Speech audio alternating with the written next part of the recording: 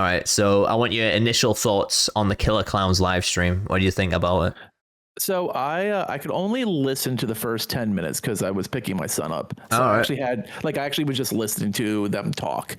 But once I was able to watch it, and I went back and watched the initial 10 minutes later, I think it looks really, really fun. Like Good fun, yeah. I've never expected Killer Klowns to look as good as Evil Dead or play as clean as Evil Dead. I just wanted a better version of Friday. And that's what it looks like we're getting. Yeah, I mean, I never played Friday. I played it twice when it went to Xbox Live Gold. And it was the laggiest experience I ever played, and I was like, and then I played Predator Hunting Grounds, which is another Ilphonic game, and I was like, oh god. Ghostbusters is good though. Ghostbusters is solid. Of hours on Ghostbusters. Yeah. So they kind of redeemed themselves with Ghostbusters a little bit from those two games that I played, and I was like, nah, I don't want to touch an Ilphonic game ever. But playing Ghostbusters kind of changed my mind up a little bit with them. I was a Savini Jason and Friday the 13th Part 7 Jason main, so like I logged a lot of hours. I really enjoyed it. Predator Hunting Grounds I could never get into, but I am glad they're supporting it again. Like It's August, so right? Cool. August is coming back. August they dropped they've already done a couple of actual updates to the game and cleaned out some of the cheats and exploits, but the content starts still at the end of the summer. Yeah. Oh, that's good then. I'm gonna pick it up on Xbox. Add to the rotation of stuff we can actually cover. Yeah. Especially for you, since you just on the Evil Dead at the moment. You don't, and Dead by Daylight, of course, but I got Last Year next month too. oh yeah, Last Year. I forgot. I keep forgetting about that one. You keep mentioning it to me, like you're gonna pick up Last Year, and I'm like, oh, it's maybe. $10. Like, and they already have 6 licenses lined up. You say it's coming to console next month as well. So it's only coming to PC in early access, which starts on the 24th of June. Right. And then when they launch their first like big license, which is gonna be Toxic Avenger in the fall, that's when it's supposed to come to console. All right. So it looks like they're gonna do like a 3 to 4 month early access just on PC. And also, if you ever played it, like they're doing like legacy stuff where they're allowing you to they're gonna like unlock a lot of the skins. I do have it. Players. I do have it on Steam. I didn't pay for it though. I don't think. I think no. Was it in beta like a few months ago or something like that? So this is a whole different podcast. Last year, I mean, I don't know about last year because we played a few minutes with Con and we just went, "This is terrible," and we never played it again. Started at the Discord game. Yeah. Failed miserably. It got sold to another company. They brought it back as the last year something, or was it Hidden Woods or something like that, Hidden Forest, and that's the one that went to Steam and everyone got it for free, and then that died, and they sold it to Forest Hills, who is like investing a ton of money in it. That's the quick and dirty version. Oh, interesting. But these ASIM games all coming back now. Yeah. out of nowhere. Evil Dead next? Question mark. Wink, wink. Wink, wink. But yeah, I mean, I enjoyed the stream for what they did for Killer Klowns. And I think you're more into Ilphonic than me about how they operate. They do every 2 weeks, right? Like the streams. Weekly. Weekly? Is it weekly? So they do 4 streams a month, but it might not be the same game. So like the last 2 weeks they did Predator last week, they did Ghostbusters the week before, and then this week they did Killer Klowns. But every Tuesday or Wednesday, depending on what they're showing that week, they do a 4 p.m. Eastern Standard Time. Yeah. Like hour-ish dev stream. It's usually to the point. They take community feedback and actually implement it, which is amazing. It's what's made Ghostbusters, even during the downtimes, actually pretty good. Yeah. Is like we were like, well, this is wrong with this PKE, or this is what's wrong with this add-on, or this is what's wrong with this version of the thrower. And they're like, oh, we'll listen to it and test it. And they've done a lot of community changes that made the game much, much better. That was kind of refreshing to see, and I give credit where credit's due with them. Like watching that stream, I was kind of worried they were going to get on and be like, 40 minutes of fluff piece. Like when we watch, TCM's dev streams, Evil Dead's dev streams, or you say dev streams, whatever the hell they were, I don't know what they were. You just watch them and you're like, all right, get to the point, get to the content. We want to see what's happening. And I'm kind of glad they just jumped straight into that. So I love that they did 3 versions. They did like a walkthrough from the clown side, a walkthrough from the player side, and then just played an actual match and went at it. Yeah, and then you could see, and then showed the customization at the end as well, which was good. Yep. But yeah, it just. And they're not prudish like another company. No, they're not. Who's the other company? I don't know. You're trying to tell me that you don't enjoy match streams? I don't know. You don't. I mean, I obviously have too much curve on my visor to be Wes, so. Well, Wes has been replaced by Nugget now, so at least those streams are improving. They're getting there. They're getting there. What do you think of the UI? I think the UI for me is a big talking point from Killer Klowns because they showcased it was a build. They used it packs. It wasn't. It was still pre-alpha footage that they showcased, right? It was alpha. It was alpha, yeah. So it's a months ago build when the game's out in 3 weeks, which is kind of. I'm not sure about that. It's a bit iffy. Well, I think showcasing we saw that. A lot of improvement from pre-alpha to alpha. Yeah, like, we didn't see any of the like weird arm shit going on. Yeah. The jumps seemed much smoother. The game seemed much faster than anything we've seen. Like when they played the live game, it looked like a live game. Yeah, I was surprised when they first put it on there and they were playing as the clowns. I was like, oh, okay, so it's actually like looked like a smooth 60 FPS experience at least. And the graphics did look sort of more enhanced than what we saw in the pre-alpha stuff, which I thought was a lot better. The graphics for me still definitely aren't at that standard, but atmosphere-wise, I think it looks good. Like, you got the fires going on in the carnival and stuff, and it sets the 80s neon tone up a lot. Oh, yeah. So here's the thing, and I highly recommend you do this, Pixels. Yeah. Watch Killer Klowns. I know you watch it. Because here's the thing, like I feel like there was a lot of stuff I picked up from that stream that just is going to go over your head if you haven't seen the movie. And here's the thing: the best thing about Killer Klowns is it's one film. That's it. Yeah. Like it's one 97-minute film to catch up on the entire franchise lore. And that's the parts that I think, like, the stuff I was getting excited for when I was doing videos was like who they were bringing in the deluxe edition, like who they were bringing in as pre-order bonuses, like some of the big characters from the series, like having the brothers break through the wall is like a really iconic moment in the movie. But like, if you don't have that reference point, I think it's going to take down your excitement a notch, or maybe even 2. And I think those like really subtle things that they've done, really makes it cool, like how they brought the balloon dogs to life, how they brought the popcorn guns to life, how they're doing a lot of the like the clownsecutions are a lot of those kills that happened in the movie that were just fantastic. And they're bringing, it's not like Evil Dead where there's 7, 8, 9 license holders depending on how far this thing keeps going. It's just 2 brothers who wrote it, directed it, and were in it. Yeah.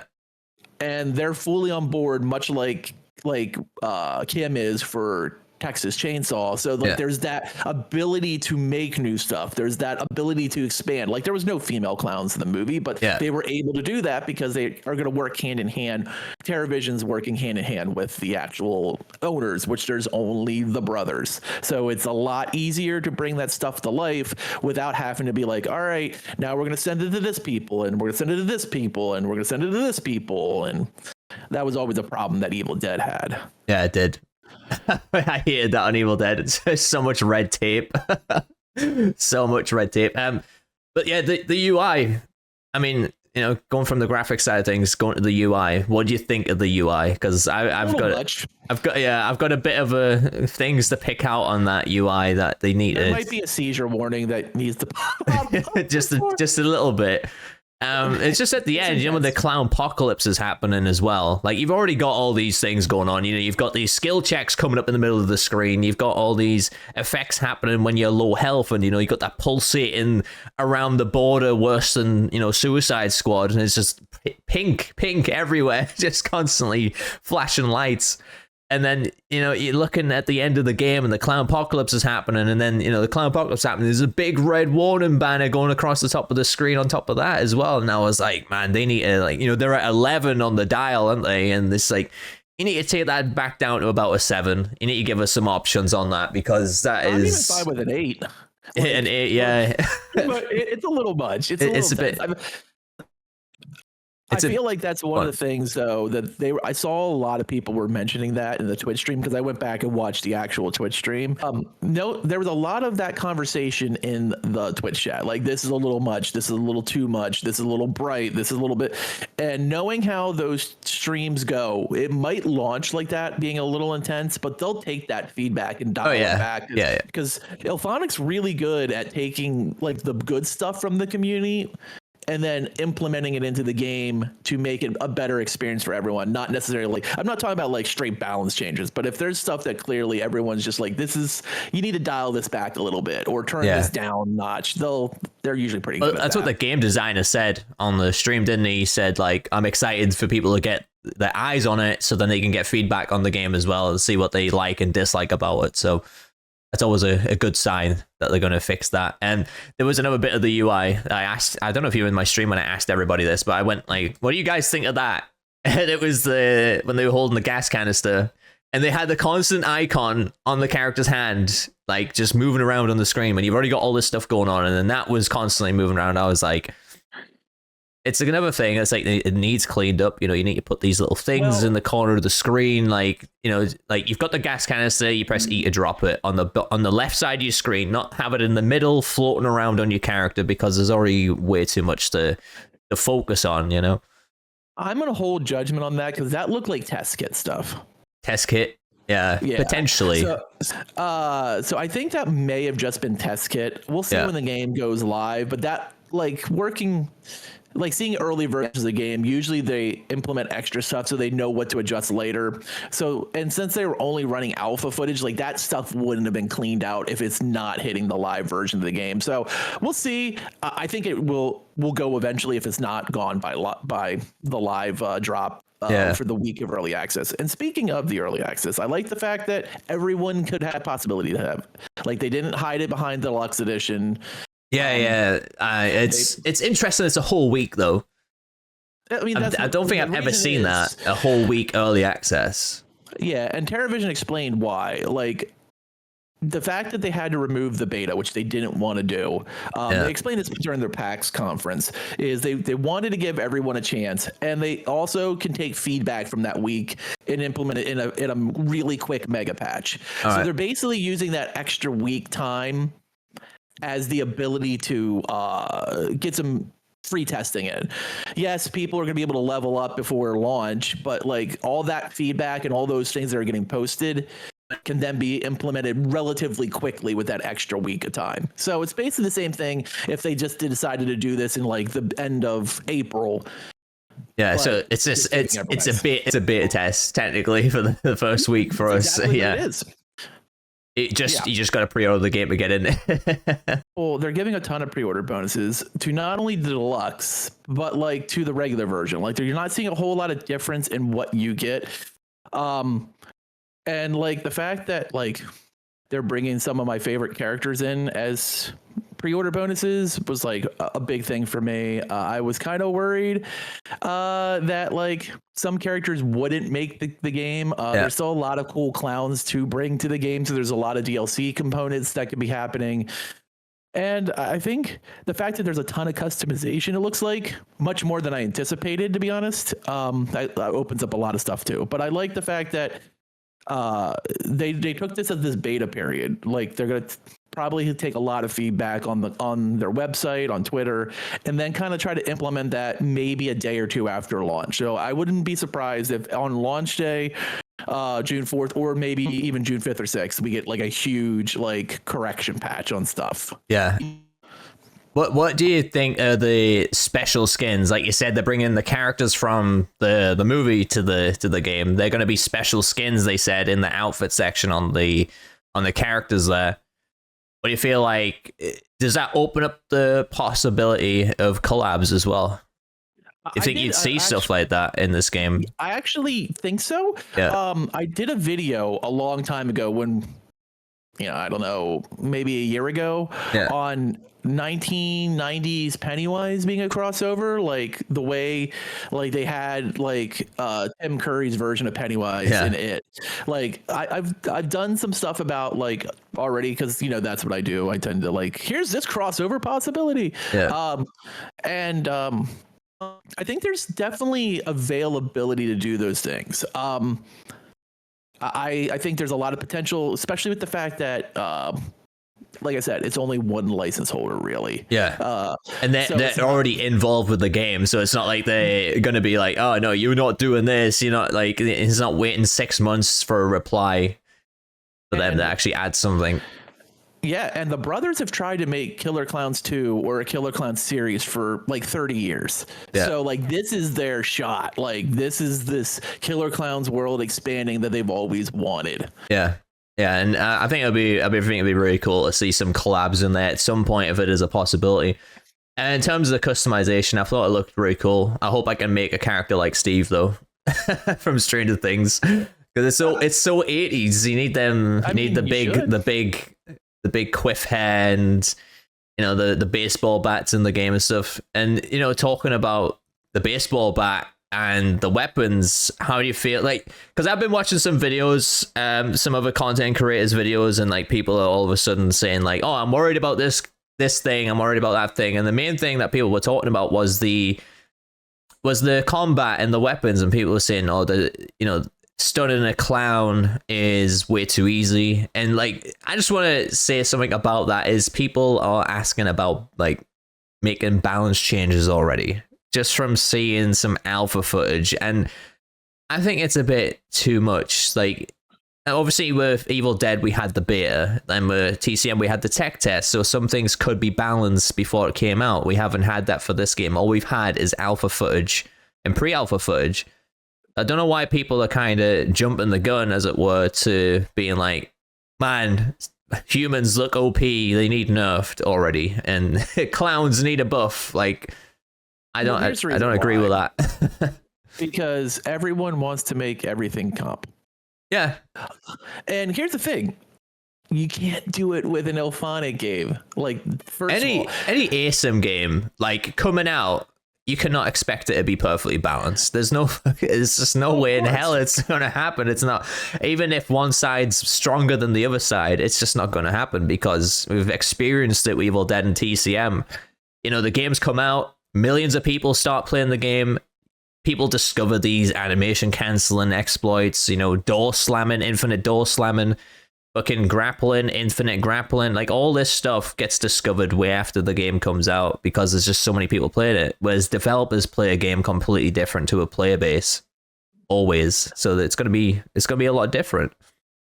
A lot of these people though are looking at this like, I'm gonna be a clown's main, or I'm gonna be a human main, and there's no hard line with Elphonic. Like, you can have a preference, and most of the time you'll get your preference, and if you queue up with friends, your preference still isn't guaranteed, unless you got like 5 or 6 people you're queued up with, then you're going to be a human. But like, if you queue up with 3 friends and you're like, we want to be clowns, you could be clowns. You also could end up getting put into a match where you're humans for that one, because they just needed humans in that match. And that's why I don't worry so much about this, because I feel like a lot of people don't remember that component from Friday. Yeah. Like, because that's most people's experience with Elphonic. Like, some people play Predator Hunting Grounds, some people play Ghostbusters, but like, Friday was the game that a lot of people probably cut their teeth on when it comes to horror ASIMs. It was either everyone's first ASIM was either Dead by Daylight or Friday the 13th. And we all... Mine was Evolve. I mean, I played Evolve, but but in most cases, Yeah. but like I would queue up for Jason every match, and I might get him every third. Yeah. Like, okay. But do you think they'll change that post-launch? Do you think they'll be... No. Because I feel like Killer Klowns, and I might be wrong here saying this, but I feel like Killer Klowns is IllFonic's game that's coming out that's had the most eyes on it compared to Ghostbusters, compared to Predator Hunting Grounds, and even Friday the 13th. I feel like this is their game that's coming out, and it's like pre-launch, it's got the most eyes on it because so many people coming from Texas who don't even know about Killer Klowns, and people from Evil Dead as well, they've looked at the next ASIM game and they're like, oh, okay, a new ASIM game, it's set in the 80s, it's got a lot of eyes on it already. And even with people who aren't familiar with the franchise like myself, I'm just picking it up because it's an ASIM game, and I'll obviously watch. Sorry, I got a comment on my stream yesterday because I got told off that Killer Klowns is not a franchise, it's just one movie. When I say franchise, I mean IP. It's the same type of thing. It is now a franchise because it's got a video game coming out. Technically, yeah. And they're trying to do a series on Peacock. Yeah. All right, there you go. And that'll only bring even more eyes to the game. So I feel like because it's got so many eyes on it now, IllFonic might have to listen to the amount of people that's saying, okay, we don't want this preferred role queuing scenario, because since it's got so many more eyes on it, that it's not just people from IllFonic games anymore, it's people from Evil Dead, it's people from TCM, it's people from Dead by Daylight, all jumping on this game. And if they're going to see that and being like, oh, this is going to put me off, because like you said, at least you can queue up with your friends and you'll always be on the same team as your friends. I didn't like that about Ghostbusters, where I'd queue up with you, for example, and you're playing as the ghost and then I'm playing as a Ghostbuster. I didn't like that. But I feel like they'd have to change that, definitely, because you're going to have people queuing in, even if it's solo queue, and then we're going to have the disconnect scenario. Then we're going to have people playing against AI, which I think could be a bit of a problem too. And it's just things like that you've got to look out for. Otherwise, you might see the player base start going down and down and down. And it's just things that you need to kind of nip that in the bud before it even gets a chance to ignite into something. I don't think that's a decision IllFonic will be able to make. No? Like, I feel like that's TerraVision's choice. All right. So TerraVision has the license, they're co-developing, and they're the publisher. Right. I feel like and here's the thing about TerraVision, they are I wouldn't call them a subsidiary, but they're a break off from IllFonic. Like, yeah. So TerraVision was, most of the people that started TerraVision was like 3/4 of the team that built Friday the 13th. Yeah. And they used it in Friday. IllFonic's used it in a lot of their games. I would say, unless there is a huge backlash, which surprisingly enough, it doesn't happen really. Like, some people don't like it, but a lot of people, you'd be surprised how quick they get used to it. Think of it kind of like when you're playing TCM, you just play quick play, and whatever match you get, you get. It's a little bit more refined than that. Yeah. And a lot of people surprisingly go in and like, I'm going to hate this, and they get used to it pretty quickly. Yeah. So I don't know if there'll be the pushback you think it is. Yeah. If there is a huge pushback, I could see them changing it or making a second version, like a mode where you are hardlined. Yeah. But I don't know. I think it's going to really depend if there's a loud vocal group. Yeah, it's just a lot of people have been talking about it already, and some of the videos that I watch when people say, oh, they're very worried about the game, and these people are actually huge fans of ASIM games, and there's loads of people in their comment sections, they're all saying the same thing. It's like, I don't, and I had a few people in my chat saying it as well, I don't like that it's they don't have a role queue, and give them a bit of a red flag. I mean, me personally, I don't really like the way Ghostbusters handle it. I don't think I'll mind it the way it is in Killer Klowns, because I'm pretty sure I'll be running human most of the time, because we'll have a lot of people playing in the party, and anyway, it just might be a lengthy queue time by the sounds of it, if they can't fill that clown role. But they'll just bot it until they backfill. Yeah. Yeah. Like I've spawned in a Ghostbusters match. This is with like playing with my friends, and it's 4 of us together playing as Ghostbusters, and they put an AI ghost to start the match and then backfill it. And typically, if you end up getting backfilled in an Elphonic game, you usually end up getting like a multiplier on your points. So I wouldn't be surprised if that happened too. Almost all Elphonic games have prestige systems.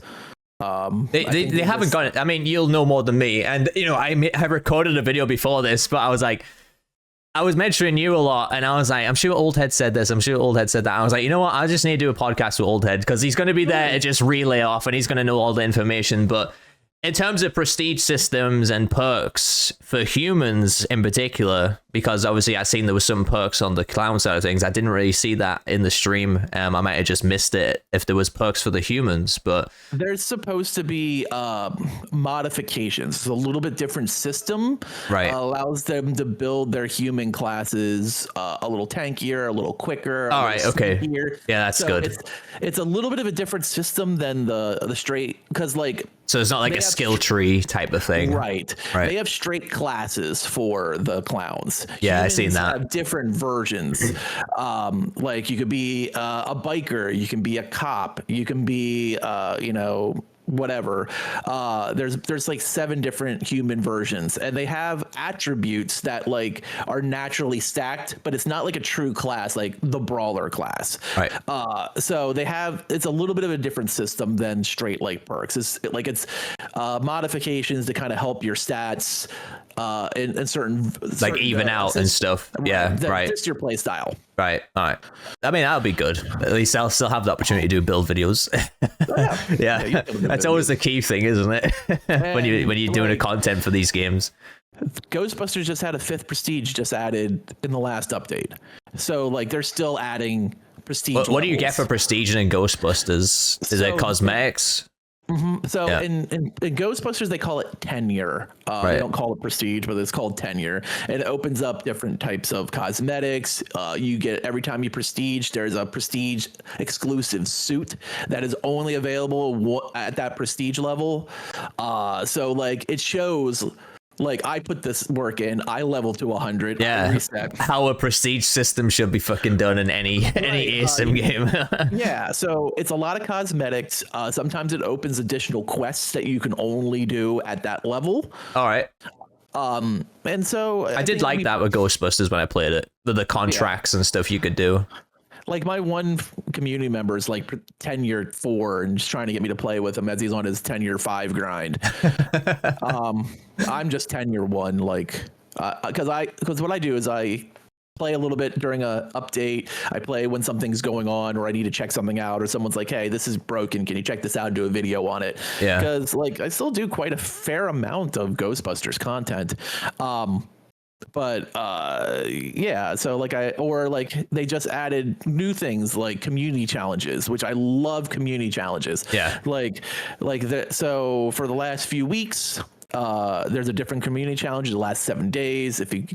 Even if you don't play that week, because I missed the week, might have some technical problems going on right now. Yeah. You still get, as long as you logged in during that time, you get the reward. You don't even have to participate in it. So it keeps that people coming back. There's a reason to play. It's like one of the best things to do in a game, because you see it in Helldivers now. You got them major orders going on. And you go, like, so many people played Helldivers. Everybody talks about Helldivers. And you got them community challenges, which is the major orders, and you get the war bonds at the end of it. Like, you get the medals, to then you can go and buy stuff in the game. And it's like, having stuff like that is very vital in these games. And it's absolutely, it's what's been missing. It's what been missing in the games that we've been covering lately.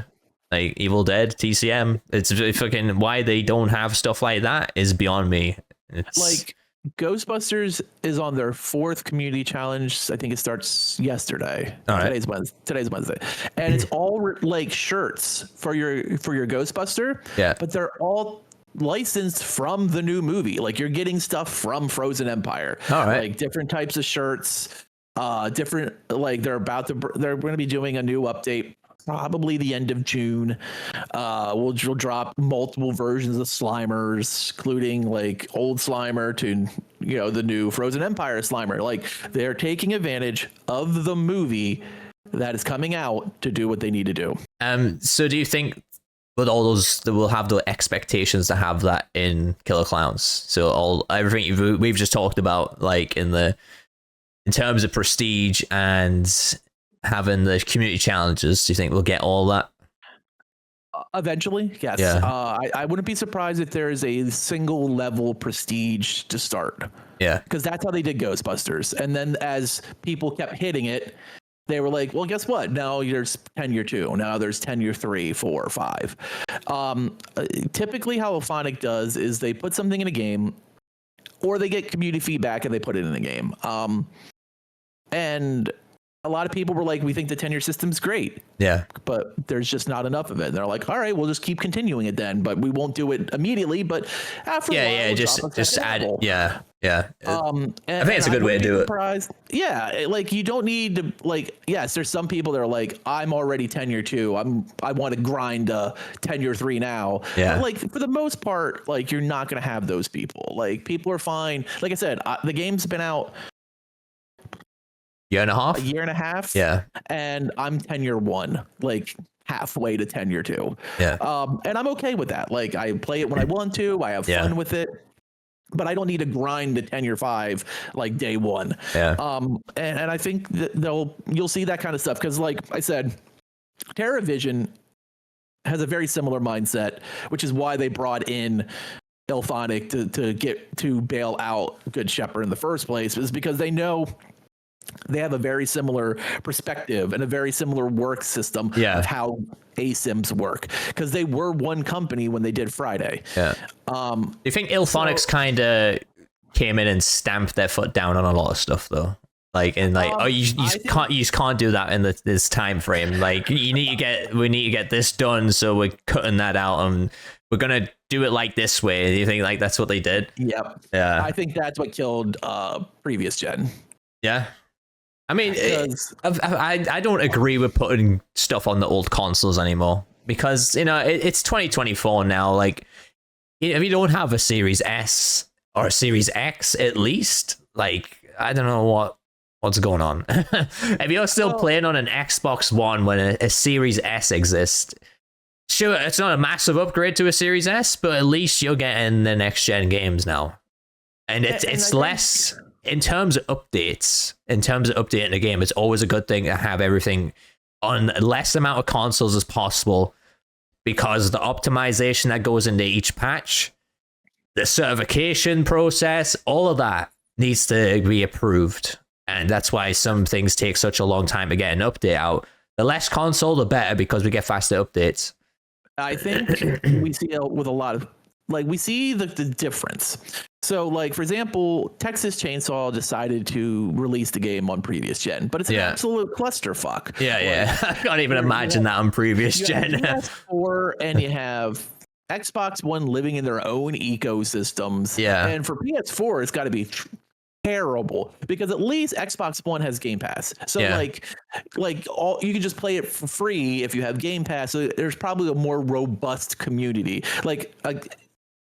But they basically brought it out on those old consoles and basically just said, that's it. You're on your own. Like, here it is though. No crossplay or anything. No, I think when Elphonic came in to replace Good Shepherd, they're like, listen, there's a lot of shit here that we need to fix to get this game out at a reasonable time. Yeah. And it already pushed the game back a full year because of that development switch. And they said, listen, if we're going to catch up, the first thing we're doing is cutting old gen, because it's less to work on. You're just now working on Xbox Series, you're working on PlayStation, and you're working on Steam. Like, these are 3 things instead of adding an additional 2.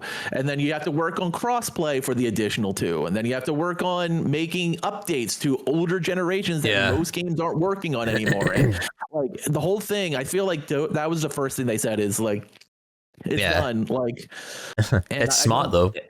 And like, I think there's stuff they probably have updated. There's stuff they probably have changed. I don't think Elphonic like came in and flexed on Yeah, TerraVision. on TerraVision, because like I said, they're all kind of friends. Like because people, like there was when the people who left Ilphonic to make TerraVision, it's just because they wanted to work on their own stuff. Yeah. Like it wasn't like there was this big blow up and there was a huge exodus from Ilphonic. It was like 5 guys left and they wanted to do stuff that they wanted to do when they were in college, and they made smaller games, and this is like their first big game. Yeah. And like when Good Shepherd dropped the ball, who did they call? They didn't call like anyone else. They called their old friends over Ilphonic to come in. Didn't call Good? No, they didn't. Should have called Good. No, like they didn't call Sumo Nottingham. Yeah. Like we're gonna go get someone who actually knows what they're doing in ASIMs. They know how to work with us. We built games together. Like let's do this and catch up to what we need to do. Yeah. Which is good, because from the gameplay yesterday that you've seen some things that we've talked about before. So I can't remember the guy from Friday the 13th. I think he's at the head of TerraVision. You might know his name, but yeah, he did talk about where he was playing every single ASIM game before, while developing Killer Klowns, to get a feel for what everybody enjoyed and what pieces they could kind of take from that. So looking at the gameplay yesterday, I noticed a lot of elements from some games, which I thought was quite interesting. So there's a little Dead by Daylight element in there, with the whole the candy floss, the hooking mechanic there, which I thought looked kind of okay. I don't know. It is. I feel like some people will get a bit toxic with that, because you can wrap them up. Them back and forth was fucking hilarious. Yeah. Just throwing them backwards and forwards. I was like, oh man, people are gonna be BMing so hard with that. I can see that happening, because it's just the ASIM mentality. People are gonna do that. It's inevitable. So you had like how far you can go. Like I want to do like dwarf toss, but you just like keep taking a step back and see if you can get the cocoon to someone. Yeah. So you had that, and what do you think about adding that as a mechanic in terms of the hook? Because obviously, if you put the candy cocoons on the hooks, it's 4 of them, right? That you need on the generator, and then you get the little minions coming out. And I think, how many was the generators on the map? It was 4 in total, right? 4 generators can create up to 4 minions for a total of 16. Yeah. So you have that sort of thing that's generating the AI element there, which then we kind of lean at the Evil Dead side of things here, where you have some AI there. Obviously, Ghostbusters had the AI, but you're actually able to interact more with the AI in this game, because it is sort of leaning into doing some more combat, which I think is a lot of fun, because I feel like combat ASIMs are just way more enjoyable to play. And even more so from Evil Dead side of things, you also have the resurrection mechanic there, which I thought was pretty interesting. So if you die, you get, is it 1 chance to come back to life? You can only bring back 1 player. 1 player, okay.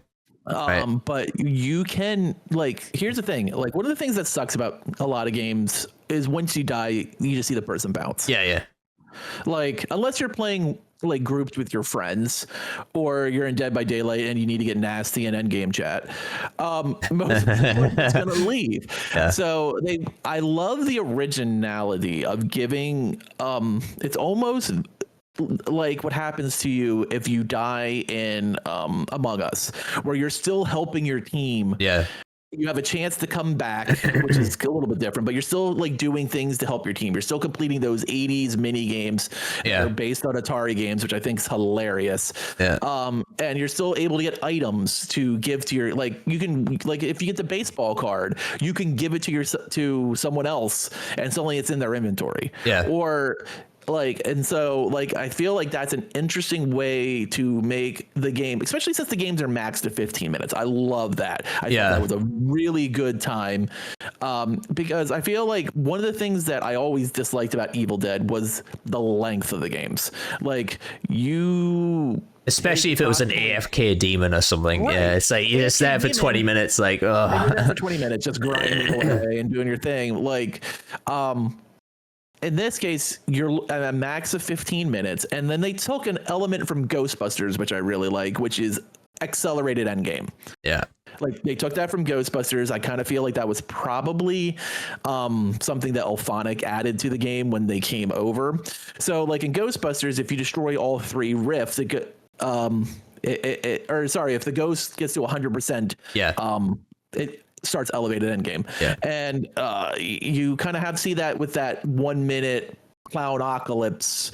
And I love the fact that they brought the brothers just driving through the wall, which like I said, if you're a fan of the film, which I definitely am, like that was my Father's Day gift from my wife, is she bought me the steel case 35th anniversary edition that's coming out next week, I think.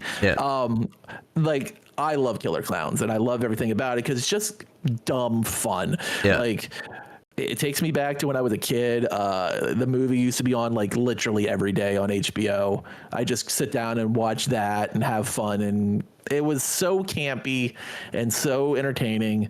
And there's so many cool kills that I don't want for those who haven't seen, like that could possibly brought to the game yet, because I want to give everyone a chance, because you still have like 3 weeks to go and watch the movie. Like it's being re-released on Blu-ray. Like it's going to be very accessible. Somebody said it was free. Someone said it was free on YouTube in my chat yesterday. Or Tubi, I think it's on one of those. Yeah. But yeah, I mean, it's definitely like the mechanic side of things, bringing in all those elements from different ASIMs, I think is a smart option. Then the mini game thing, I loved personally. I thought that looked really cool, and being able to like you get like the 3 cards to choose from, and then that item will either be added to your inventory. You can choose to do that for in case you get resurrected, or you can give it to the person that you're spectating, so you can still help your team out there. And I wouldn't say it's like you're going to get anything like incredibly broken from those cards, are you? It's like it's going to be like little things to help you out there. It's not like it's going to, like, could you potentially win the mini game and get a spark plug to then go and do an objective with a spark plug? I don't think it's going to be anything like that. How do you feel about the human side of things? Because obviously we talked about the clowns. The human side of things, do you feel like there's a lot going on there? Like in terms of, there's loads of escapes, there's loads of items to pick up. Like, what do you think about that? Because I thought when they were talking about it, I was like, oh, the devs seem to be mentioning a lot about the sharp objects, and they're going to be rare to find. But for me, it sounds like I'm going to want to always have a sharp object on my inventory, because that's the thing that's going to kill a clown if you knock it down. That's the thing that's going to cut you out of the candy floss cocoon, So what do you think about just playing human in general? Do you think that's going to be a bit too overwhelming because there's too many items to get a hold of? Or I mean, I don't think it's going to be a whole lot different than playing Survivor on Evil Dead the game. Let's be honest. Yeah. Like, it's all the map. It's no different than random shit just being all over the place, or finding chests. Like, I don't think it's going to be that big of a learning curve. Do you think the devs were sort of rushing yesterday? So when they finally played the game, like they just played a normal game. It seemed like they found the objectives quite quickly, what they needed. Like they found the gas can really quick. They found some spark plugs really quickly. And obviously each escape is limited to a certain amount of survivors going through it, right?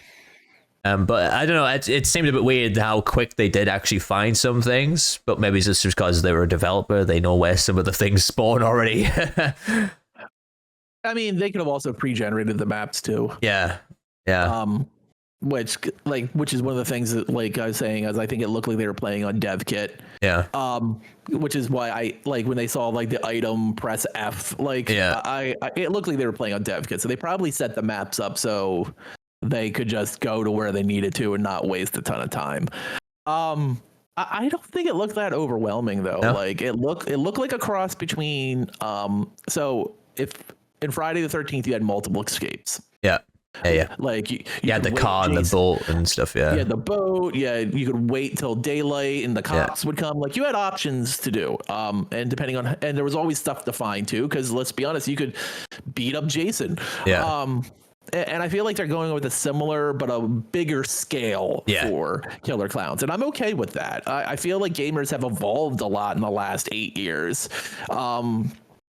I don't think it seemed very overwhelming. I did think that stood out to me, and I like it, is that when the humans were solo, like by themselves, like they could not 1v1 that clown. That they just got wrecked. Yeah. But when the humans had like 4 or 5 of them and they were going against the clown got overwhelmed. Yeah. And you're seeing that's the perfect disparagence you want in a 3v7. So like they can swarm, but if you get caught by yourself, you're probably SOL. Yeah. But at least the clown can respawn. Yeah, and then a 45-second timer, they said. Yeah, and there was some clown abilities as well. But it was the laughing ability, wasn't it? That they generated some health back from that. The LOL ability, yeah, which looked pretty cool. And haste. Yeah. Oh, yeah. Well, I didn't even see that. What was the haste one?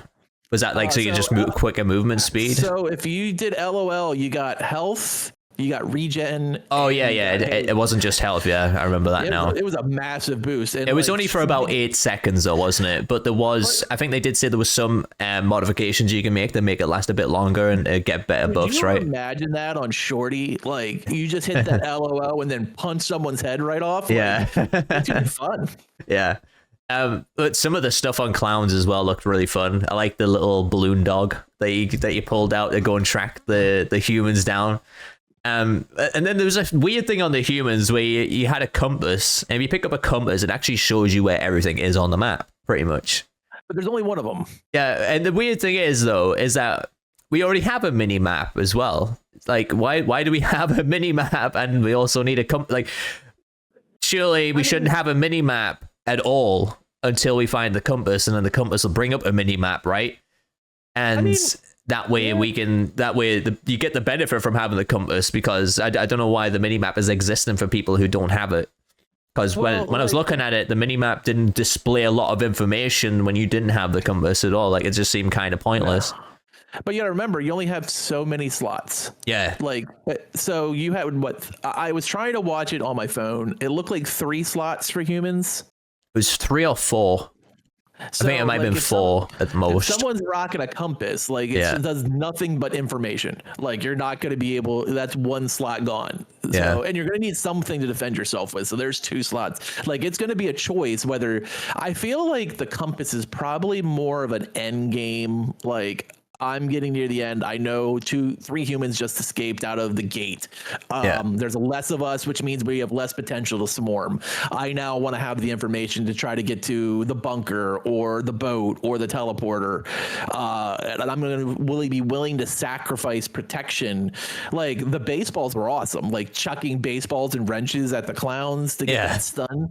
Like you're giving up those capabilities to carry a compass. Like there's definitely reward, but there's also detriment to that as well.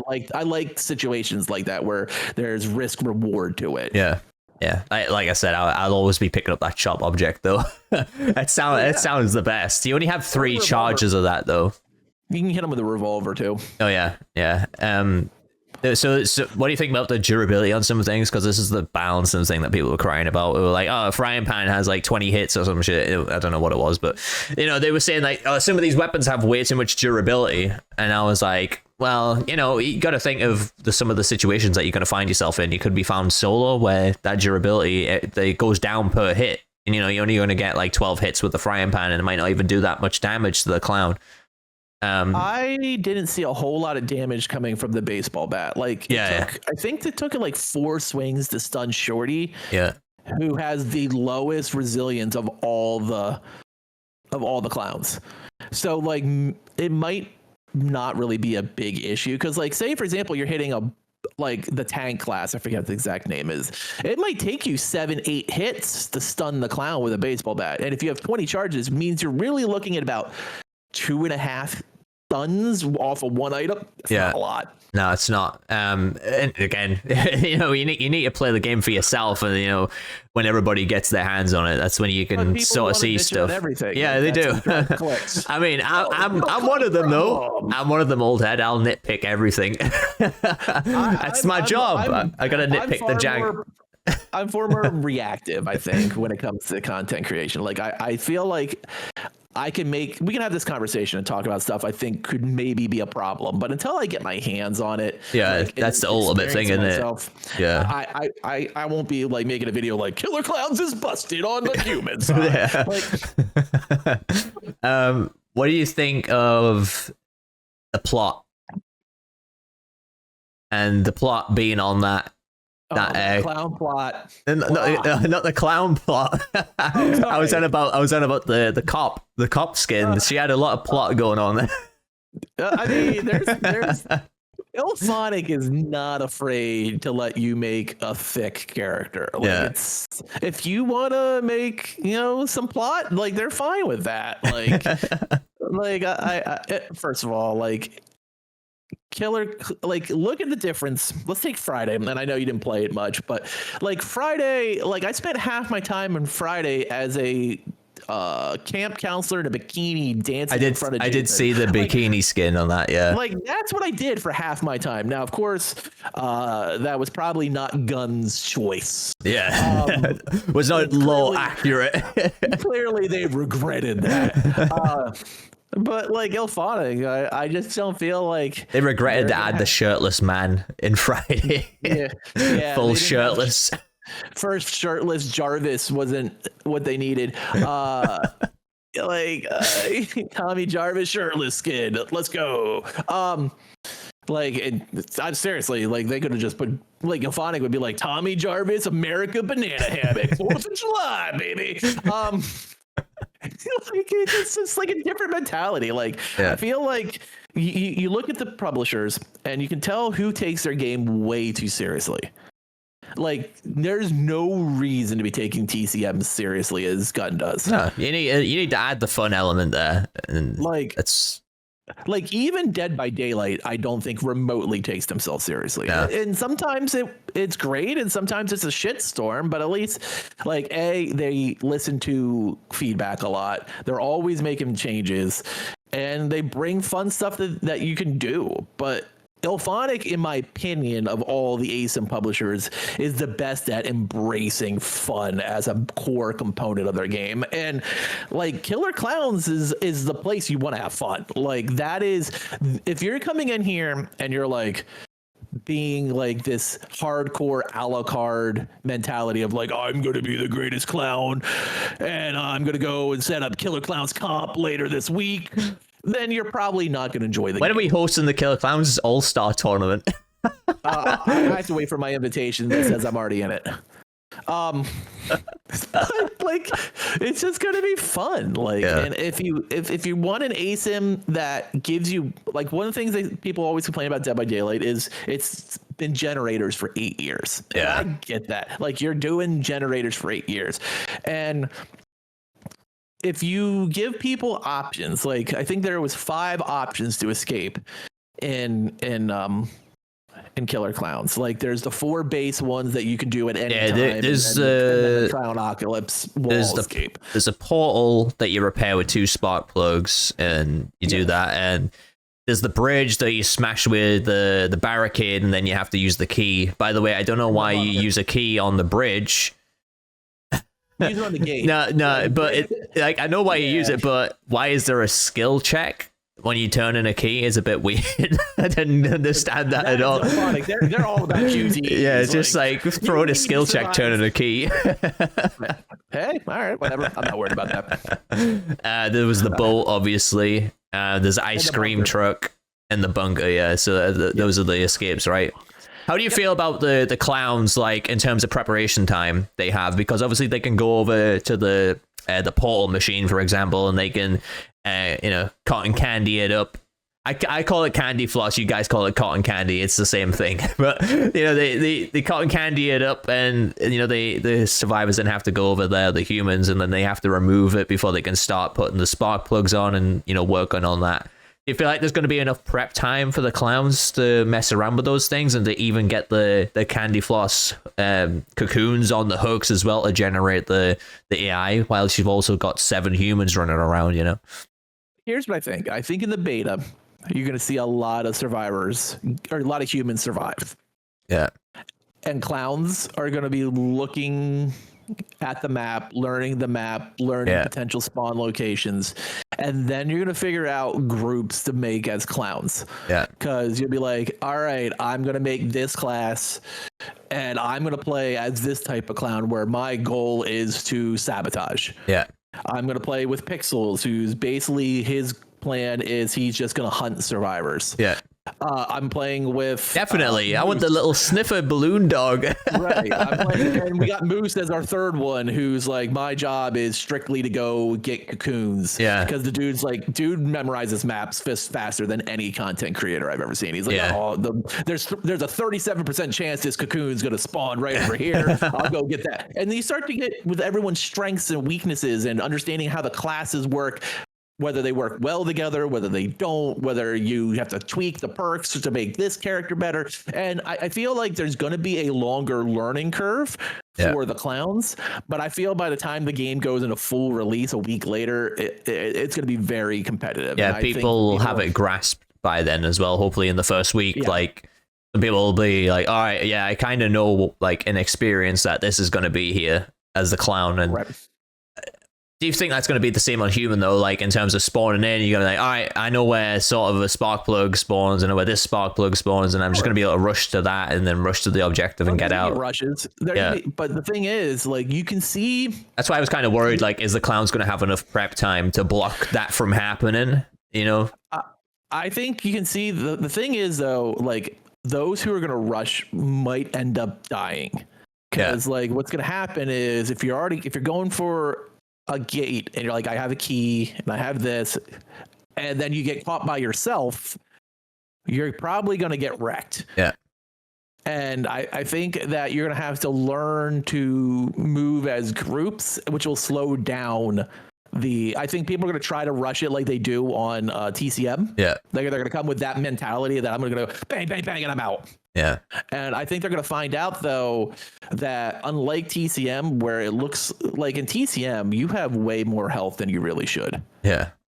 Like, you should not be hit, like Anna should not be hit 74 times with a chainsaw before she finally goes down. Like, I don't think you're going to have, like, I think there's going to be a fuck around and find out moment where, like, a lot of TCM players are going to go for, like, this rush meta, and they're going to find out it might not work for them because they're too solo. Yeah. Because a lot of rush players just do everything by themselves. They just rely solely on themselves.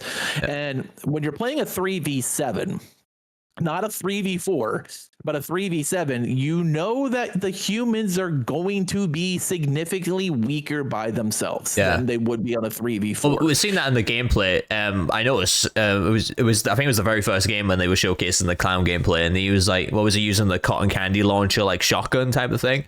Yep. So he was like winding that up. It looked really cool to use that, by the way. And I don't know, it was like 2 or 3 shots, if that, and the guy was down. And then clown fatality, and then that's it, out of the game. Do you think there's going to be a strategy there? Do you, like, for the first couple of humans, do you turn them into the cotton candy pods and then put them on the hooks, or do you go and, you know, get some kills right out of the gate? Like, what do you think the strategy would be behind that?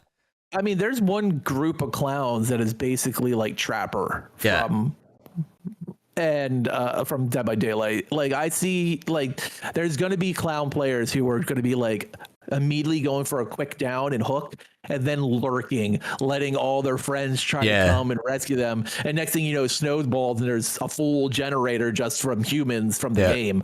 Like, there's going to be people who are going to play like that. There's a lot of cool stuff you can do. And I feel like they did a good job yesterday showing stuff but not revealing all the wrinkles. And I'm sure we'll have to figure all that out, and no doubt everybody's gonna get their hands on it and be like, yeah, well, we've discovered this meta, this is gonna be fucking broken. Everybody's just gonna be running that shit, and then hopefully it'll get changed. There was something else I wanted to talk about, and it's gone out my brain now. Oh yeah, what's with the pizza boxes? Because I don't understand that at all. That's straight from the movie. Like one character could basically hide in a pizza box. All right. Like So like this person's like hungry and he goes open the pizza box and a clown just pulls them in the movie. Like so like there's a lot of stuff they added, balloon clowns, minis, popcorn tracking, all that stuff's from the movie. And they took a lot of like kind of like they did like Saber did with Evil Dead, is they took a lot of real tangible things that you would like elements. That's Evil Dead. Yeah, that's Evil Dead, and that's what they did with Killer Klowns. And I feel like I said, I feel like if you watch the movie, it's going to give you a much better perspective. I think you're gonna. I know I've always been excited for the moment this game was announced. Yeah.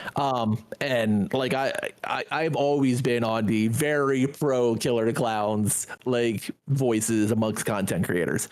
But like it's what I'm like I said, it's one of those movies that you just like the first time you watch it, you just like instantly fall in love. And if you want like campy Evil Dead 2 type of horror and humor, that's what Killer Klowns is. Yeah, I mean that's why I'll probably like it. And you know, I've always said 80s fucking sells like hotcakes in any video game, to be honest, because and it's very 80s. Yeah, it is. Yeah, they just need to dial that fucking UI down a little bit. And there was I can't wait till they bring out like the, you know, it's coming, like the 80s workout outfits with like the sweatband, the lycra and everything. Oh yeah, that's gonna be happening. What do you think of the, I thought this was really cool. So is it proximity chat, this game? It is, yes. Yeah, so what if you're not doing that? There was actually the flare mechanic I noticed, which looked really cool, where you've thrown out a flare there to say like, hey, come over here, like I maybe have an objective or an escape ready to go out, or I need help. Like, what do you think of that in terms of a way to communicate without communicating through vocals, you know? There's a lot of people in proximity chat who are just nervous to talk. Yeah. And I don't blame him, because sometimes you open your mouth and then some assholes like reaming you a new one. N-word. And like my first ever game on Outlast Trials, man, that guy is just like, hey, N-word, come over here. Look at this stupid N-word. And I was like, oh my God, my first ever game. Come on, man. But like, I like how they're giving you options to talk if you want to. Yeah. It is good for solo queue players. It always has been. Prox chat is great in a situation like that where you need to communicate and you're not playing with friends. I feel like it's always been one of those things that people have wanted in Dead by Daylight forever, but never happened. Except killers. Killers don't want survivors. No, that would be weird, wouldn't it? It would be so toxic as well. Oh my God. That'd be fantastic. You just like throw bottles of the clown, like, what's going on? Stun the killer with a pallet, like, yeah, taste that bitch, and you just flashlight clicking him and teabagging him, like, yeah, that's instant just rage quit material. But proxy chat, I think, works well. I think from what I heard, they've altered the voices, so like clowns can't understand. Yeah. Some of them are saying that. Understand clowns, which is fine. I think it's good. But like, you could talk to Jason. So you're just gonna like a clown's gonna be on you talking, and it's just gonna be like South Park rednecks, like rubber. But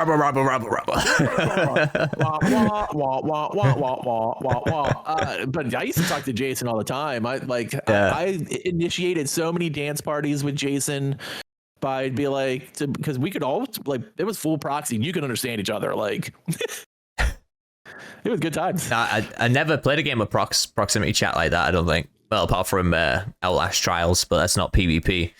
So it should be interesting. I'm sure I'll get a good laugh out of it, especially playing with people on my stream and that. Yeah. I might have to mute it though, because sometimes you also hear some wild shit. It's just someone blasting TikTok videos down the mic while they're trying to capture people with the clown and stuff, and it's just going to be like a match of Overwatch the other day, and you could tell the dude was just like eating peanuts or something. It was just like crunch, and his mic just kept going off, and he's like DPSing, and I'm just like, dude, just stop eating whatever you're eating.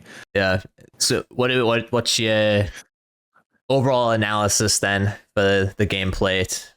The gameplay we've seen. Do you think it's going to be good enough? Are you getting excited to do the combat and everything like that? Oh yeah, I'm doing like 7 straight days of streams for it. Oof. Like I'm You're I'm all undedicated in. there. Like I'm excited. It's like, out on Tuesday, isn't it? Yeah, it's a Tuesday. It's out on the early access. So and then because like I feel like it needs a good, like it's good that they have the early access since the anniversary for or for Dead by Daylight is on the 4th. It's actual launch day. and then TCM's going to go, hey guys, we've got a new family member on the 28th of May for absolutely no reason.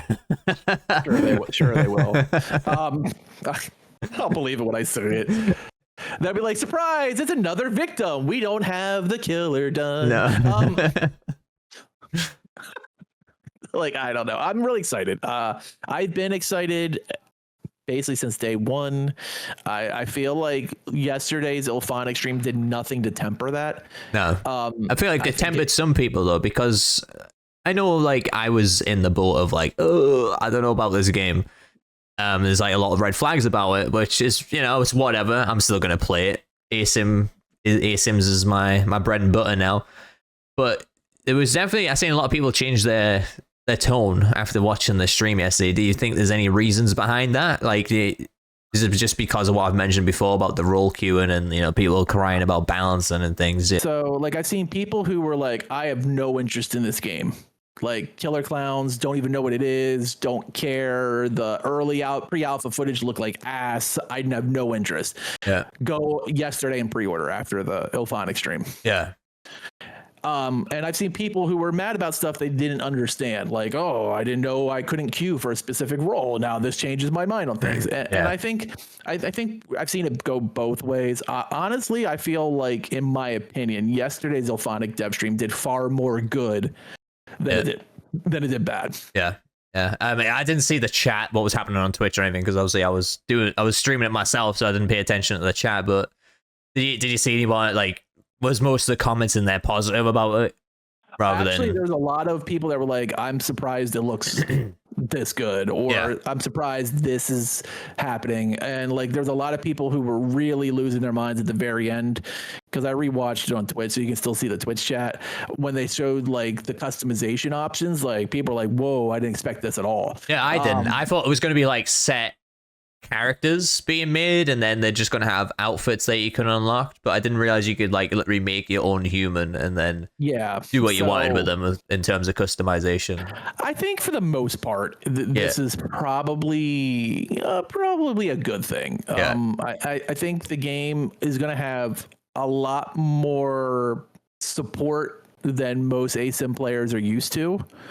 A lot more communication than most ASIM players are used to. That's only good. Right. Unless you're someone who tends to play Ilphonic games like I do. You're going to see a lot of interaction with the community. Their Twitter team's fantastic. Their dev streams are weekly. You might not get a Killer Clown stream every week. Yeah. But like, they listen to, you might get one, you probably get two a month. So if they're streaming Ghostbusters and we went in there and we were asking for Killer Klowns balancing, is it like the same sort of people that would relay that information to the development team? The Ghostbusters team. Oh, it was the Ghostbusters team. Okay, right. Yeah. Yeah. Oh, that's good then, because people it happened with Saber when Saber started doing the Saber weeklies, and then everyone was like, "Where's Evil Dead the game? Where's Evil Dead the game?" And they just fucking glazed over it completely. That was the lead designer, the lead developer on Ghostbusters, and the community manager for Ghostbusters. Yeah, who did the Killer Clown stream last night. All right, I wasn't sure if it was like a different team or not, but that's a good thing. I have not watched a Predator Hunting Ground stream. They did one last week, so I don't know who's like doing that as well. Yeah, that's good though.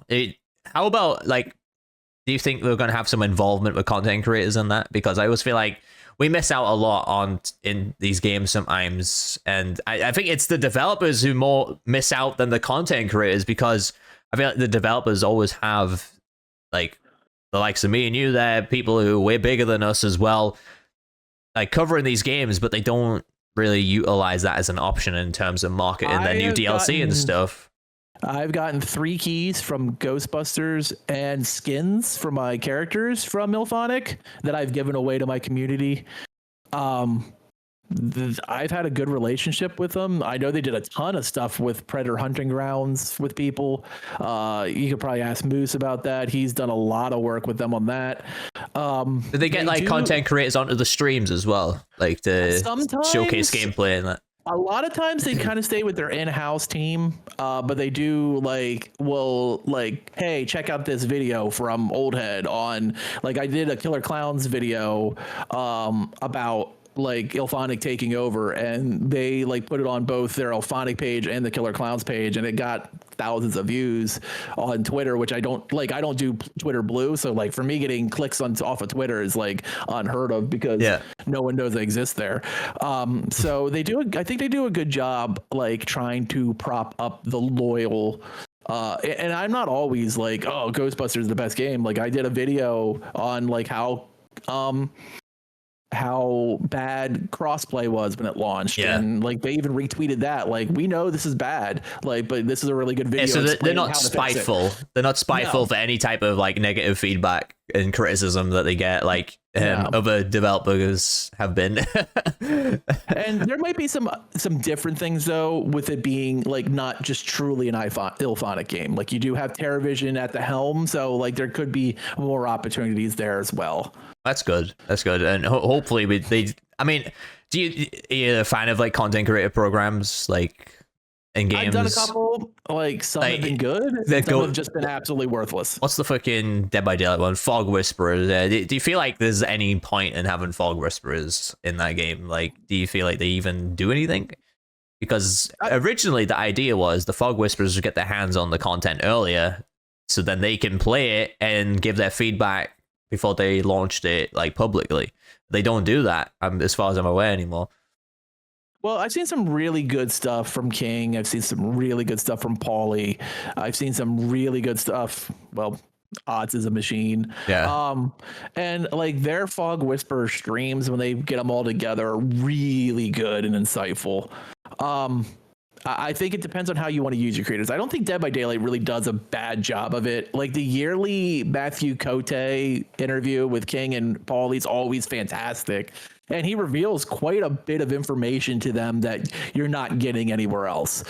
Like when he went in last year's interview and explained how, like, why the problem is existed with Friday the 13th and Jason Voorhees, like, we know it's not coming. Like, we can understand what's going on there. This is, I'm going to explain this to the community through this interview with one of our Fog Whispers.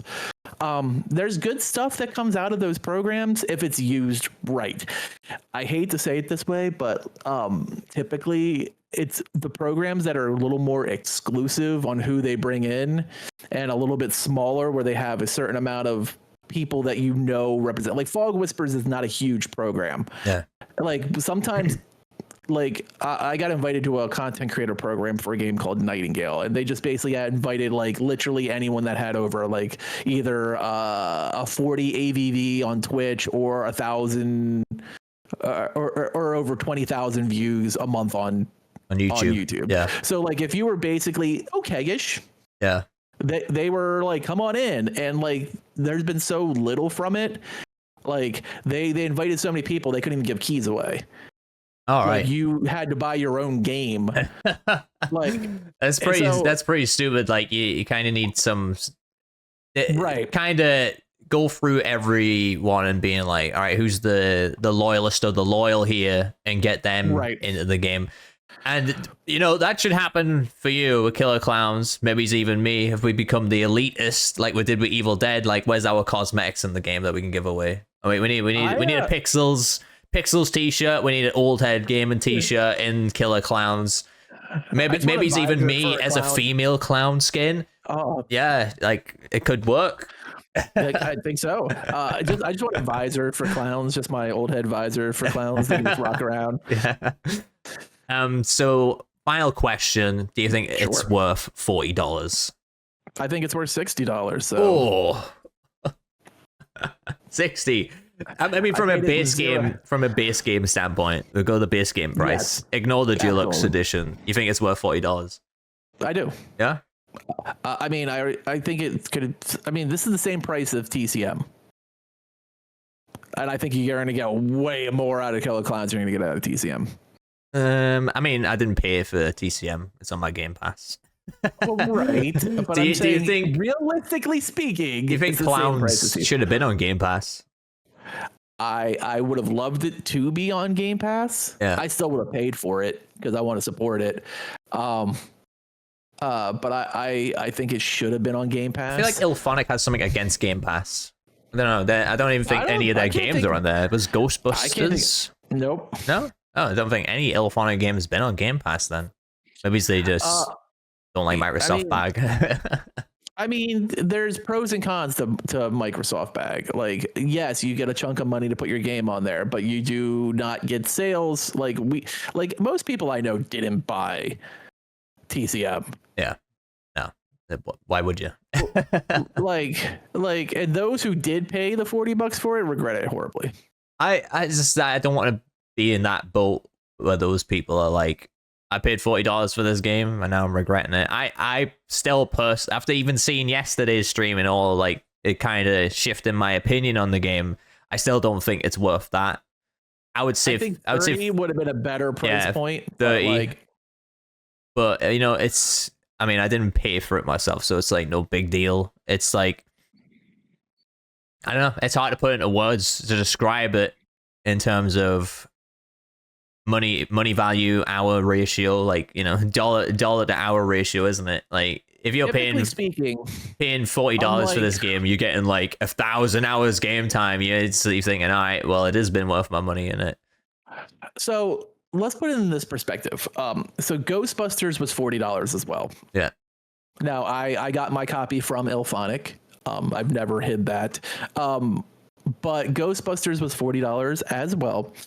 And the thing about Ghostbusters was, yes, the game kind of, I'm not going to say had a ton of stuff to do at the beginning.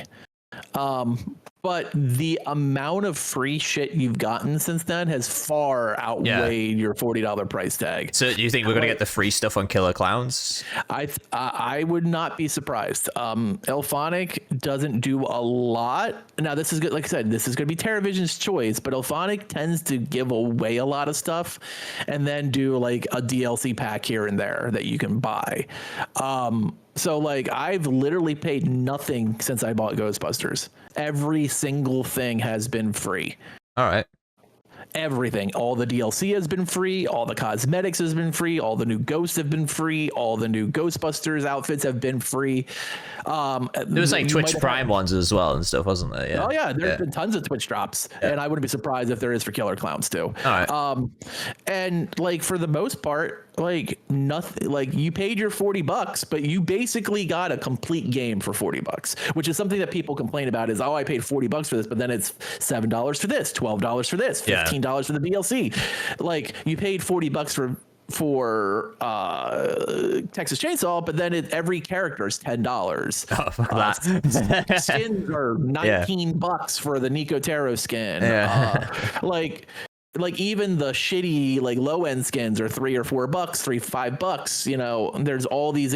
You know, everything costs. So like for example, when the new Ghostbusters movie came out and it kicked off year 2's roadmap, like you didn't have to go and buy the new killer.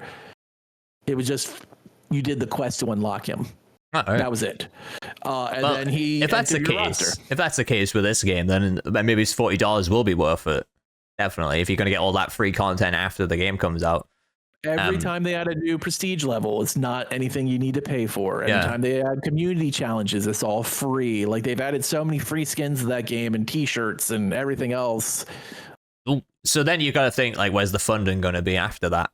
Because no doubt they're going to still see this is a business, and the TerraVision is like, oh, you know, their first big ever game, and they're going to be wanting to get some funding back in from the game, not just from the price point of entering the game. Do you think there's going to be like the battle pass and stuff? Like, do you think we'll see that? I mean, there was a lot of battle pass elements we've seen in terms of the customization and emotes in the game, like a customized emote wheel that you're going to get. If there's going to be a way to unlock emotes, I don't know, or if it's going to be a battle pass, that type of thing. I think that'll be a big win if they get a battle pass in the game, though, because surely they've done their research on that. I did see the some of the stuff on the clowns that they were on real quick was showing complete X. Like they had it kind of hidden. Yeah. But like definitely there's gonna be a lot of like something that people have called for a lot of games. Play the game, do certain things in the game, and it unlocks additional stuff. Yeah. Which has been one of those things that like most of those things have been taken out of games because they can sell them. Yeah. Yeah. I miss that though. Games like Gears of War and stuff where you could just like you play, get X amount of kills, you get this skin for this weapon or something. Yeah. Now they're all fucking charging microtransactions like crazy. And I think that's one of the reasons that Ilphonic stays away from Game Pass is because people don't feel as bad getting their stuff given to them if they've already paid the entry fee. Yeah. Yeah. So like if you pay your $40 for Ghostbusters, or I think now you can go get the Ecto edition for $30. Yeah, I only paid £25 for that. Yeah. And it's on sale all the time. Yeah. But like you're still gonna buy the actual game, but then you get everything else that's coming. The only additional thing they did was they sold a $7.99 basically skip pass. All right. Where so like basically unlocked all the cosmetics that were in the game at that point. Yeah, so you didn't have to earn them, but you could still earn them if you chose to do that. Right, or any future quests were automatically unlocked for that $8 price. But I just go and play the game and do the quest, and then voila, I still have the same stuff. Like it's always like and I don't think those types of things are bad. Like it's just like if I don't feel like putting in the work and just pay $8. And if you're playing the game and having fun, you just do the quest and grind them. Like it's easy peasy. What do you think of the map we saw? Because that's only one of the maps. One of the 2 launch maps. Yeah, there's meant to be 4 in total, right? Yeah. So my guess. So I've heard there's 2 at launch, 2 in progress, and then you'll probably get more. Because I mean, we've had so many maps added to Ghostbusters. Like there's like that's not been, they haven't used the maps is hard mentality. I was about to say maps are hard. Maps are hard. But like I feel like there is a catch-up component. Like I'm sure they probably wanted all 4 for launch, but it just wasn't gonna work. So my guess is we'll probably get the 2 at launch. I like the Big Top map. It looked great. The Big Top. Which one was the Big Top map? Is that was the one they played yesterday, I think. I thought, I don't know. There's one that we saw a little bit of gameplay of, and they're like kind of running up to like a farmhouse on a hill or something like that. Yeah, that's gonna be the other one. Yeah, that's gonna be the more the city map. Right. But I thought the farm.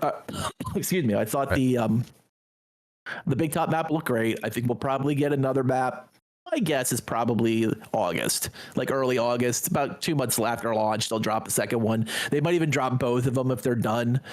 But usually how they've done it with Ghostbusters, every time they released a major content, they've dropped 1 or 2 maps.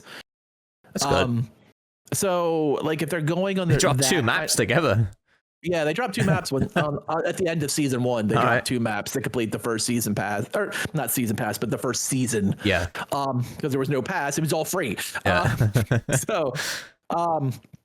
But yeah, and you know, I think we'll probably see the one thing they did well that I think a lot of ASIMs like Ghostbusters, like Evil Dead made a decision on is if you want PC players, you put it on Steam.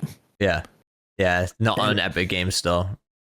People hate Epic. They absolutely do. Yeah. And both of those games used Epic. I feel like I held both of those games back. And both of those games, they took the bag for that exclusivity because neither one of them got Steam release until their Game of the Year edition dropped a year later. Yeah. And it's weird. Evil Dead didn't even get the Microsoft bag before it decided to shut its content off, did it? They took the Sony bag. The Sony bag instead. Offered a little bit more cash. And Epic paid them too. Yeah. Because that's why I have it on Epic and on PlayStation, because they gave it to me for free. I've only got it on Xbox now. I sold my Epic account with Evil Dead on. I mean, I still have it, but like, I don't play it. No. Like, when I do play my baby account, I play the PlayStation account. So yeah, what the maps for me at least, I think they looked a good size, looked a decent size. I will say, I mean, I hope it's at full launch, but this was like a carnival place that we saw, right? Yes. And it seemed very clean. I mean, I know there was some fires and some explosions and stuff that's happened on the buildings, but just looking around when they were searching for items and stuff, there didn't seem to be a lot of props around the map in terms of like just debris and mess and stuff that you would expect to see, like trash on the ground and stuff in terms of an environment. And hopefully that's maybe something that will be in the launch at least. I thought it was just something to talk about. That's more towards the movie though. Right. So the thing is, in the movie, it wasn't a real carnival. Right. Like, this is not a real carnival. This is a facade from the alien spaceship of the Killer Klowns. Right. So people aren't really going there. They only go there to fight the clowns. Right. So like, there's not like there's stuff really going on there, because inside that big tent is the main clown spaceship. So all of this is a ruse. So it's not going to be as busy and lived in as a real carnival. Now I understand then, because I had absolutely no idea. I thought the clowns were just invading, and then we were fighting back to them. Yeah. So when the clowns land in the beginning of the movie, this whole area pops up. Right. This is the illusion that they're hiding their spaceship in. All right. Okay. Do you think there's going to be any more escape methods added to the game? Do you think they'll keep the same 5 that they have, or do you think they'll change it up depend on the map? I think we have the bridge obviously in the map that we saw, but the other map might not have a bridge. It might have like a gate that you've got to get through to run down a field or something like that. Or there could very well be like different things. There's no car, right? No, there's no car. Right.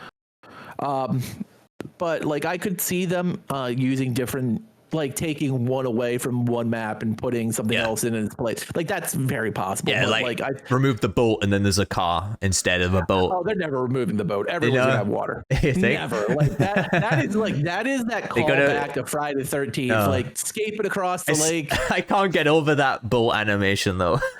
Oh, it looked great. It looked great.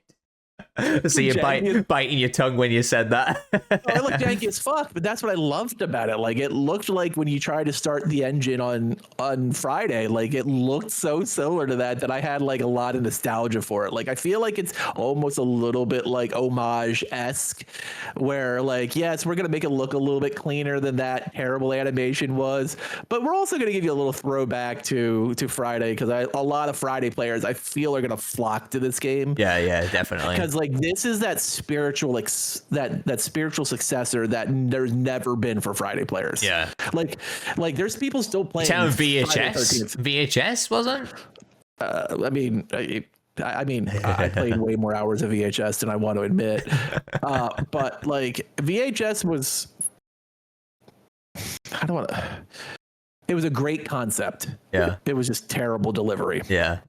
I agree with that. Like Friday the 13th players never went to Dead by Daylight. Like they always had like this hatred for Dead by Daylight, like because those two came within months of each other. Like those were like the two that really kind of got this horror genre going. I think a lot of people flocked from Friday went to Evil Dead, definitely though, because I feel like it had some similar elements, right, with the big map and the cars driving around and stuff. I feel like they did. I feel like I talked to a lot of people who played Friday and enjoyed Evil Dead. I've talked to some people who played Friday and enjoy Ghostbusters, because there is a similar mechanics, but it's a bit of a different game. But like every person I know who played Friday can't stand TCM. Yeah. Like they just don't get the feel from it. TCM's more built for Dead by Daylight players, I would say. TCM it's an expansion of Dead by Daylight is what it is. Yeah. Like so like there's these two kind of like different veins. You have like the very much more structured hardcore people, which are gonna be like your Dead by Daylight TCM players, and then you have You're more of your silly, over the top fun, which is Friday the 13th, Evil Dead, and now Killer Klowns. Yeah. And I feel like Killer Klowns players, I wouldn't be surprised if a lot of Evil Dead players enjoy it, because that first time they shoot a clown in the nose and he turns into a diamond and explodes, you're going to get that dopamine rush of dropping a demon boss, and you're going to be hooked. Yeah, it's going to be like, I mean, like I said, they brought all the elements of all the ASIMs together. Friday the 13th, Dead by Daylight's got elements. It's got elements of Dead by Daylight. Sorry, it's got Evil Dead elements in there. Definitely, it's even got TCM elements with the 3 clowns. Obviously, you know, it's like working together like you do on TCM on the family side of things. So I think it's going to be an interesting experience. The only thing I'm worried about is obviously how long it's going to last for, because, you know, when we do content creation, you know, we've gone through these games and it's like one after another, and it's like, when will it ever get to the point where we can just be like, okay, this is not a competitor to Dead by Daylight, but it's something that is at least trying, you know, it's like, it's getting battle passes, it's getting content, it's getting, you know, the player base is sticking around because it's getting all the balance changes that's been addressed. And obviously, you think Klowns has that potential to do that at all, like to have the longevity there? So I think Klowns will be a bigger and better version of the Ghostbusters community. Like the Ghostbusters community is stable as hell. Like it really is. Like, and we know for a fact that the game's still going to at least be running in year 2 into year 3 with the new roadmap. Yeah. People come and go from Ghostbusters. You know, you can pick it up and play it when you want to. It'll always be there. You'll find a match. You'll have something new to grind for. A lot of my community will play Ghostbusters for like a week and then put it down for a week. And that's okay too. I think this will be a bigger and better version of that, because I feel like Ilphonic has really over time realized things that do work and things that don't work in the ASIM player base, especially in their core type of players. And I feel like they saw it with Friday. Friday, in my opinion, would still be going if it weren't for the lawsuit. Definitely. They'll probably have an Unreal Engine 5 upgrade and everything by now. Predator Hunting Ground has such a stable community that even without content for, I think it's 14 months now. It was 14 months between that update that just occurred and the last big update, that they still have people playing, and now people are flocking back to the game because it's going to be live again. Like, they understand what they're doing. And I feel like Killer Klowns is going to sneak up on some people. Yeah. I feel like it's being greatly underestimated as a potential, not to be a Dead by Daylight killer. I'm not saying that. No, I don't think any game coming out is going to kill that game. Like, nothing will at this rate. The 8th anniversary drops on the 4th, and the 9th will be the next year, and the 10th will be the next year. Like, nothing is killing Dead by Daylight. I heard the anniversary is going to be a scrapped license chapter that they didn't have. Like it was on DVD leaks or something on the Twitter, and they were teasing it. They said, oh yeah, the anniversary is going to be a previously scrapped license chapter that they're going to be bringing into the game. So I wonder what that's going to be. So and this is a big if, but Dweet, who's a big DVD leaker, works for DVD Leaks. Yeah. I think it was him that said that on Twitter. Did a video, and someone posted a YouTube comment. This was about a year ago. Right after Nicolas Cage. So yeah, about a year ago, 10 months, saying that the next license was going to be Aliens. It was. They said the next license was going to be Chucky. It was. Yeah. The next license, so far they've been 4 for 4. The last 2 they said is the anniversary was going to be Vecna from Dungeons and Dragons, a full demonic version of Vecna, and then Castlevania was going to be the next license. So it's not actually the Stranger Things Vecna, but it's Vecna from Dungeons and Dragons. It's the undead lich Vecna. All right. Okay. So if that continues to be right, that's what the anniversary is going to be. Now, they might have just had the stuff for year 7. It's quite smart. It's quite smart for behavior to do that, because people are going to hear the name Vecna and they're going to be like, and that switch is going to flick in their brain, Stranger Things. And also there are rumors that if it is Vecna from Dungeons and Dragons, that Stranger Things is open to doing a Vecna legendary or visceral skin for, so you'd be playing as the D&D version of Vecna, which would actually work probably a lot better in game, but you could look like Stranger Things Vecna, because Stranger Things is now back in play. Yeah. So that would be a possibility as well. That's good. But yeah, I'm excited for Killer Klowns. I'm like, I don't know, with Killer Klowns, I'm more excited in the experience that I'm going to have in terms of creating builds and, you know, playing with people. Like, because when I was on those looter shooters, Suicide Squad, you know, I missed that a lot when I was streaming that every day. I was like, nobody wanted to play with me. Like, nobody wanted to play the game because they just fucking hated it. They just wanted to watch me play it. And I was like... That, and I couldn't. Well, yeah, you couldn't play it. You couldn't. You can't play anything right now. He's still trying to fix your PC and that. We're on a little test stream today. We'll see how things go. Oh, we're getting there. But anyways, I appreciate you being on the podcast and talking about this, because I needed somebody to relay a lot of stuff off, because I didn't understand a lot about the game. And it was only fair for me to understand more rather than just give my opinion as a blunt opinion, being like, this is trash, and, you know, without actually understanding it. I think I recommend, the only thing I recommend is you have 3 weeks, watch the movie. Yeah. Like, to everyone who hasn't seen it. Yeah. Like, I feel like a lot of those nuances that they've done specifically to reference the film is kind of going over people's heads. Yeah. Like, I saw another content creator talking about the same thing. Like, why is everything so barren? This is a carnival. Everyone's at the carnival, but it's not a carnival. It's it's an illusion. Yeah. And they did that specifically to make it look like the film. Yeah. Because, like, really the only people that were at the carnival were you know, Bobby and Mike and Dave and Debbie, and like the main characters of the movie who were invading the actual